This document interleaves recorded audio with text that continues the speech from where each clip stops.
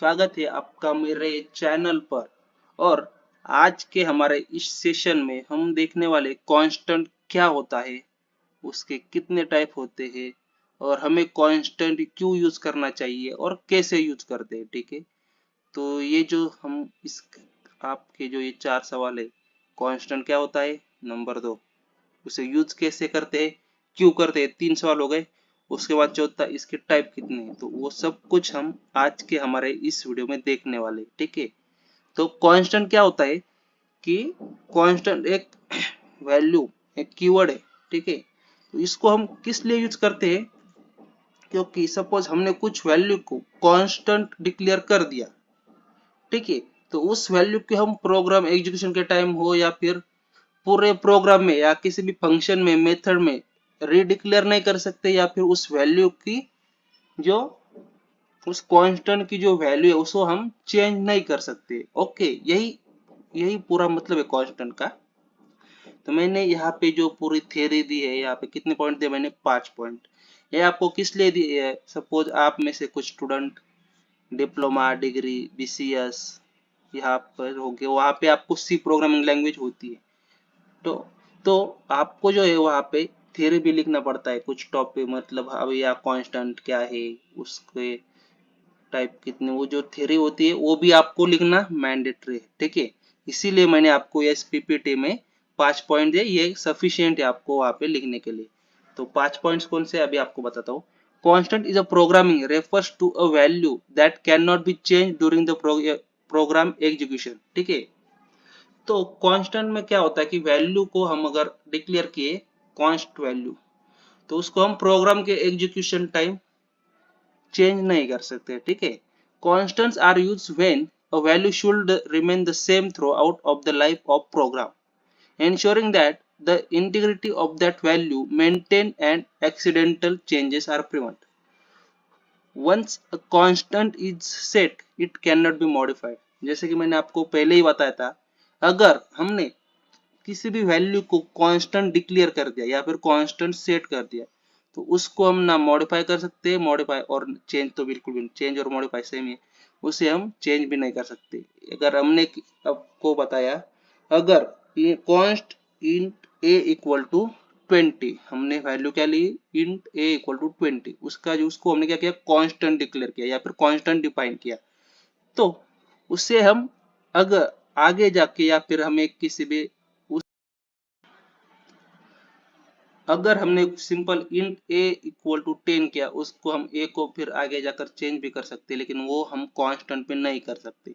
तो इसका जो है मैं आपको प्रोग्राम के थ्रू भी एक्सप्लेन करूंगा।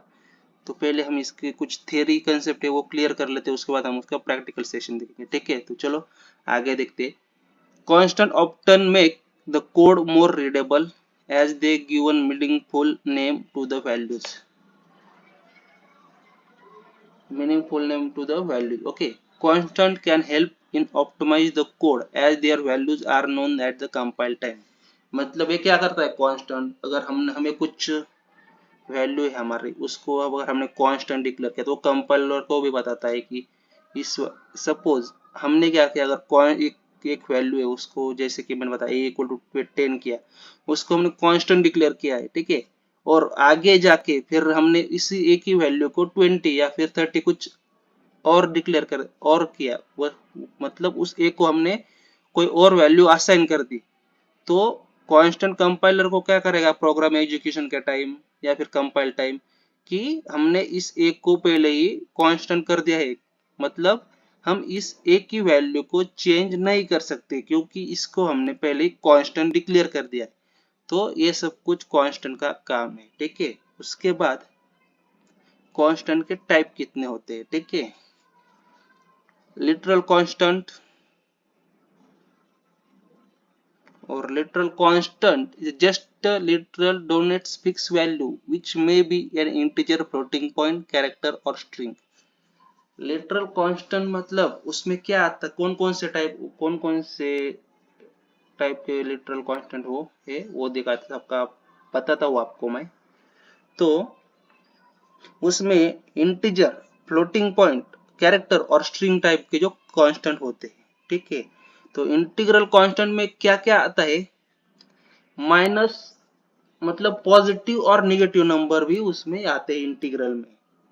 और फ्लोटिंग पॉइंट में क्या आता है, कांस्टेंट वैल्यू कौन सी है, माइनस, इसमें भी निगेटिव और पॉजिटिव वैल्यू दोनों आती है, लेकिन इसमें निगेटिव वैल्यू भी पॉइंट में आती है, मतलब कि 1 पॉइंट, मतलब 0 के आगे सिर्फ पॉइंट की एक ही वैल्यू होती है, मतलब 0.1 0.2, मतलब 0 से 9 तक, 0.1 to 9, मतलब इसमें से कौन सी भी वैल्यू हो सकती है लेकिन पॉइंट में होगी। ठीक है, इसे कहते हैं फ्लोटिंग पॉइंट। उसके बाद character literal constant. Character literal constant can have one और at most two character enclose within a single quotes.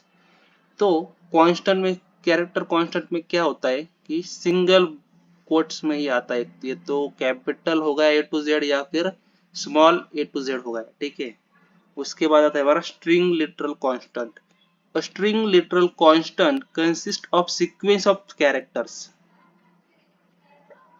enclosed within double quotes। जो string का जो होता है डबल कोट में होता है, जैसे कैरेक्टर जो है वो सिंगल कोट में और स्ट्रिंग जो है डबल कोट में, बस यही है।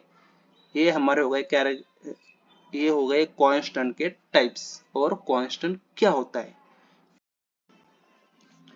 उसका, कांस्टेंट का एक और टाइप है, उसका नाम है symbolic constant. Symbolic constant are created with the help of the define preprocessor directives। Okay, तो डिफाइन मतलब हम कांस्टेंट को कहाँ पे डिफाइन कर सकते हैं, या तो हम उसको फंक्शन में, मेन फंक्शन जो होता है उसके अंदर भी कांस्टेंट को डिफाइन कर सकते हैं। उसके बाद डिफाइन फंक्शन, यहाँ जहाँ पे प्रोग्राम के स्टार्टिंग पे हम जहाँ पे लिखते हैं हैश इंक्लूड stdio.h conio.h, जो लाइब्रेरी होती है वो लिखते हैं ना, उसी के नीचे या फिर उसी फॉर्मेट पर हम उसे क्या लिखेंगे, डिफाइन, हैशटैग डिफाइन। उसमें हमें a इक्वल टू 10 मतलब पाई इक्वल टू 3.14 है, सब कुछ वैल्यू हम वहां पे भी डिफाइन कर सकते हैं। Each symbolic constant is replaced by its actual value during the pre-processing stage। Qualified constant। Qualified constant are created by using const qualifier। जैसे कि मैंने आपको वही पहले ही बताया था कि कांस्टेंट को डिक्लेयर कैसे करते हैं वही।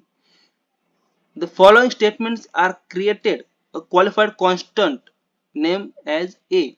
यहाँ पे हमने क्या किया, const char a equal to a। ये const जो है कीवर्ड है, char जो डेटा टाइप है, a एक वेरिएबल है और इस वेरिएबल की जो वैल्यू है वो कैपिटल A में है, और इसको हमने कैरेक्टर जो है कैरेक्टर कांस्टेंट है, इसीलिए हमने उसे क्या किया, सिंगल ब्रैकेट में डिफाइन किया है या फिर डिक्लेयर किया है या फिर इनिशियलाइज। ठीक है, तो चलो मिलते हैं अब हमारे नेक्स्ट वीडियो में। और नेक्स्ट वीडियो में हम देखने वाले हैं एक्सप्रेशन क्या होते हैं, ऑपरेंड्स क्या है, ऑपरेटर क्या है, ऑपरेटर्स के जो टाइप्स है वो कितने हैं, वो सब कुछ हम हमारे नेक्स्ट वीडियो में देखने वाले हैं। तो चलो मिलते हैं अब हमारे नेक्स्ट वीडियो में। Bye bye, take care, see you soon. अगर आपको मेरा वीडियो अच्छा लगा तो please subscribe to the my channel and like my videos. Okay, bye bye.